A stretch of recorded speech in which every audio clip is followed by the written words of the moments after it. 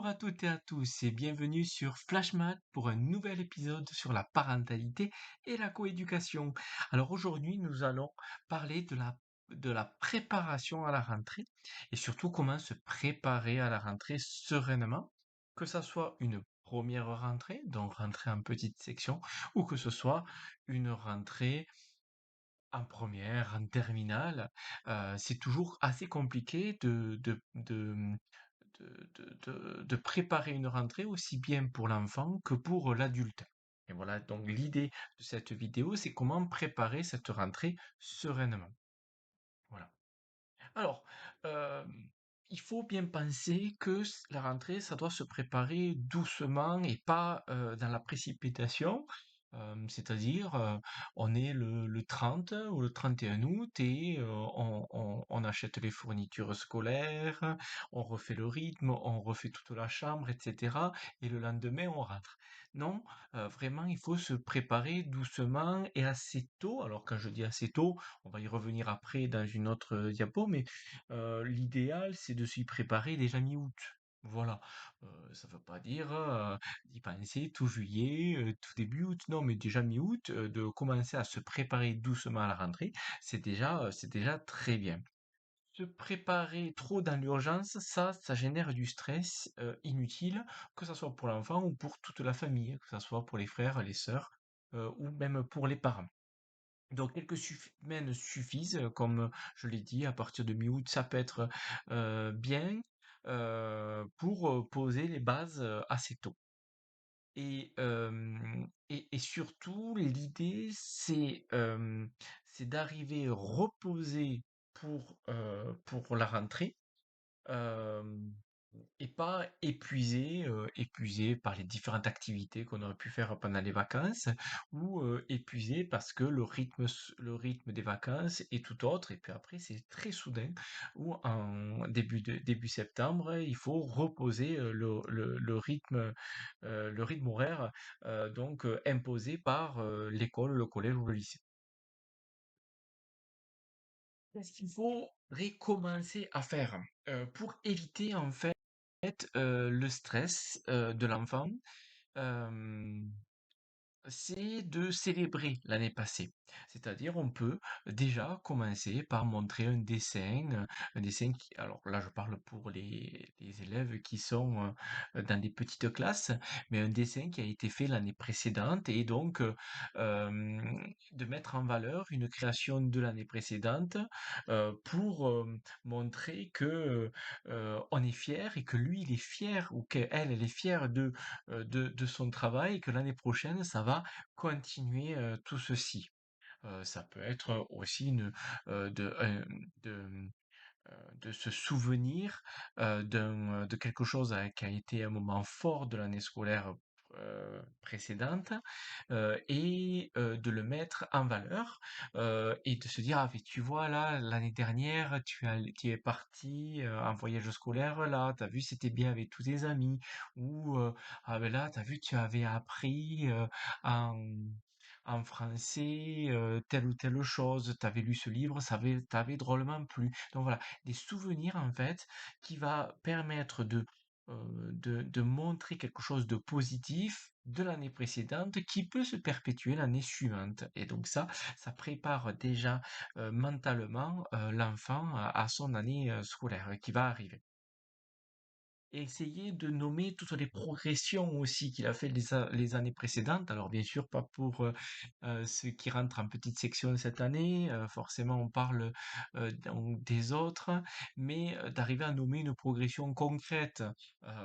On peut, sur un enfant de moyenne section, ah ben là tu vois, là tu as fait des efforts sur la coordination, tu as fait des efforts pour dessiner, tu arrives de mieux en mieux, tu arrives de mieux en mieux à tenir les fourchettes, couteaux, etc.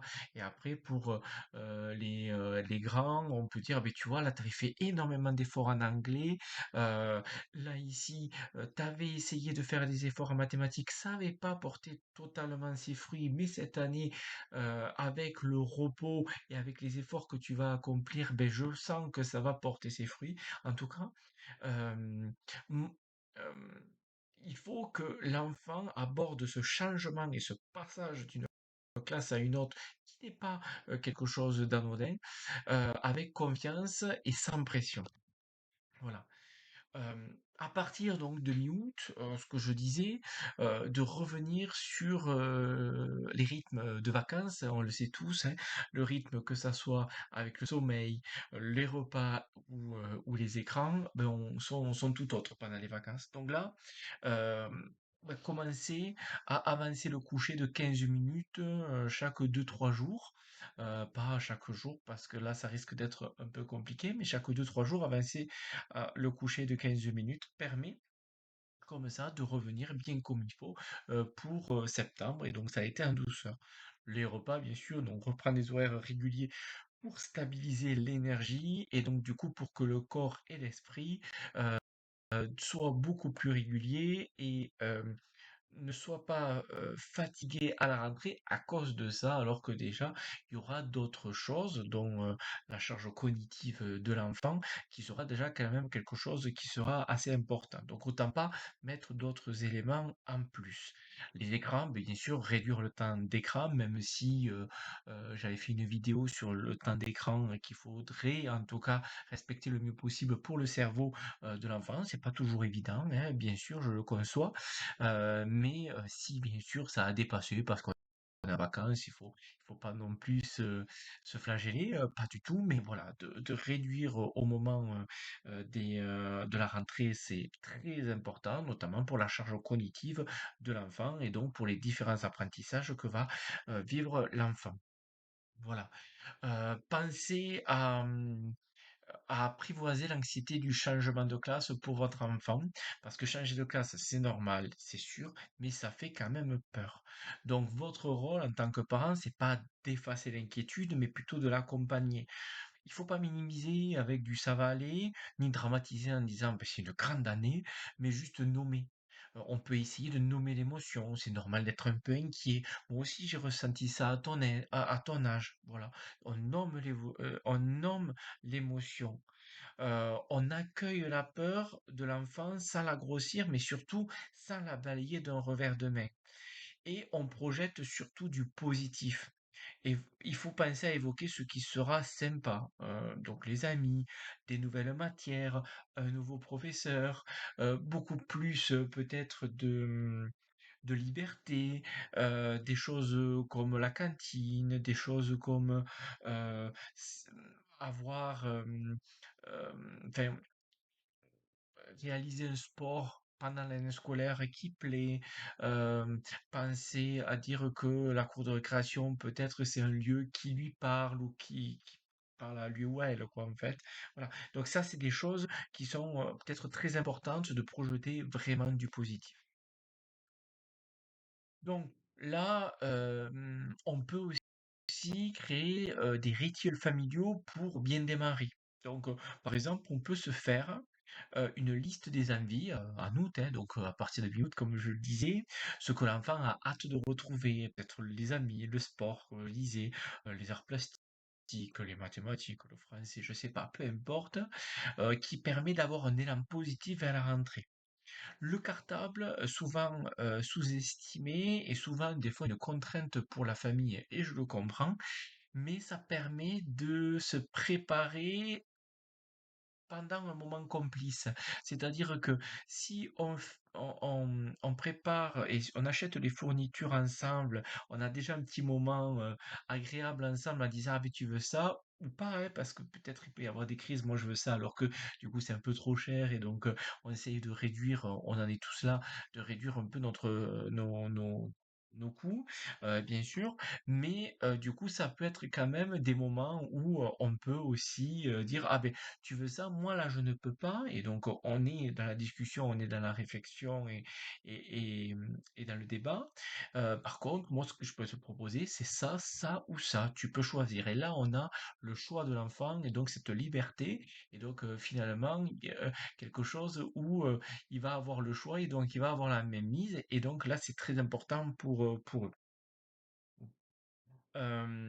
Et la préparation du sac. On a le sac, on a le cartable, et donc comment on le prépare ensemble. Et donc là, on le prépare ensemble, on a un petit moment de complicité, on est content ensemble, et c'est pas une corvée de dernière minute le matin même.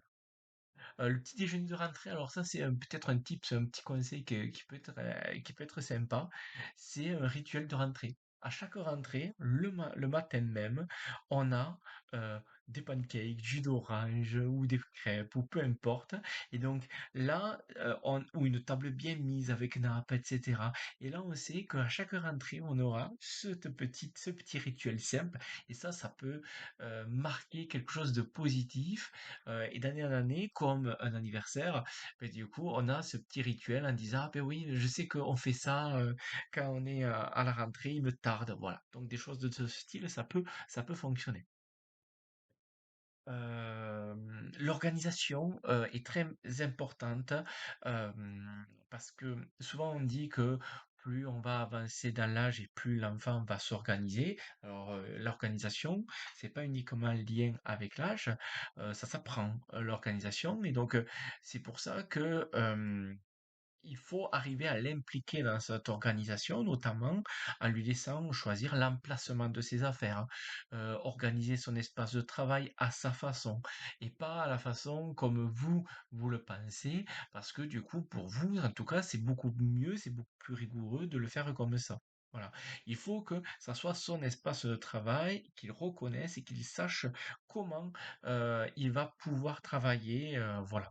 Avoir un planning visuel, que ça soit affiché sur le mur ou en sous-main à côté de son bureau ou dans l'entrée, peu importe, mais d'avoir un planning visuel pas surchargé, surtout parce que quand c'est surchargé, on se dit, oh, il y a plein de choses à faire, donc ça génère encore un peu plus de stress, mais juste les grandes lignes des premières semaines, soit pour donner l'emploi du temps euh, et, et, euh, et le sport ou les sports ou les activités ou pas qu'ils doivent faire ou d'avoir ben, il y a tel grand-parent ou tel marin, tel parrain ou voilà telle personne qui va chercher l'enfant à ce moment-là et donc ça permet d'avoir ces différents repères à d'une ou deux semaines, pardon.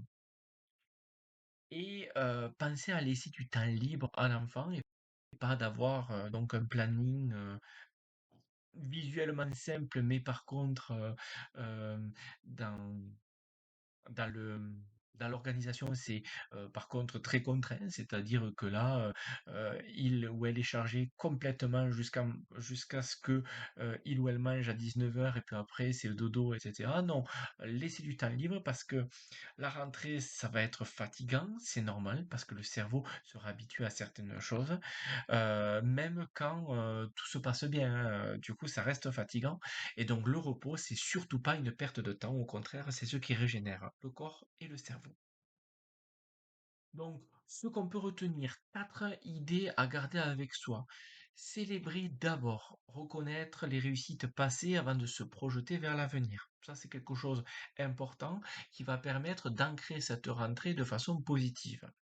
D'avoir une progressivité des rythmes remis en place, c'est-à-dire introduire le sommeil, réintroduire des temps de sommeil, enfin des temps justes de sommeil, les repas réguliers à heure régulière, les écrans en temps d'écran.